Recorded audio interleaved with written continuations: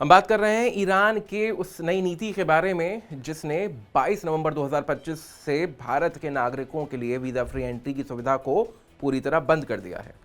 अब ये फैसला कोई अचानक नहीं हुआ है, बल्कि एक बेहद गंभीर समस्या जो काफ़ी लंबे समय से चल रही थी उसकी वजह से है, और वो समस्या है मानव तस्करी, किडनैपिंग और धोखाधड़ी से जुड़ी हुई। तो वीज़ा फ्री एंट्री का मतलब ये होता है कि भारतीय पासपोर्ट धारक ईरान जैसे देश में बिना कोई वीज़ा आवेदन किए सीधे प्रवेश कर सकते हैं। पहले भारत और ईरान के बीच ऐसा समझौता था जिसे व्यापारी, पर्यटक और ट्रांजिट यात्री आसानी से यात्रा कर पाते थे। लेकिन पिछले कुछ समय में इस व्यवस्था का दुरुपयोग होने लगा। ईरान में कुछ आपराधिक गिरोहों ने इस सुविधा का फायदा उठाना शुरू कर दिया। बेरोजगार युवा और नौकरी की तलाश में आए भारतीयों को झूठे रोजगार या दूसरे देशों में जाने का झांसा दिया जाता था, और यही झांसा देना आगे चलकर मानव तस्करी के रूप में तब्दील हो गया।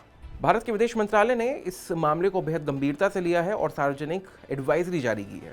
इस सलाह में नागरिकों को सचेत किया गया है कि वे किसी भी एजेंट या बिचौलिए पर भरोसा ना करें जो वीज़ा फ्री यात्रा का झांसा देता हो।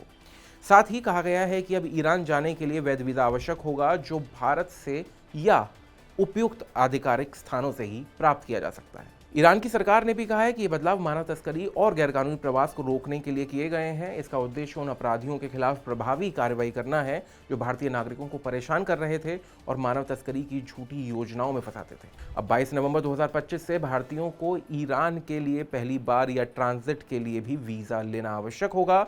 इसका मतलब यही है कि बिना वीज़ा ईरान में प्रवेश पूरी तरह निषिद्ध हो जाएगा।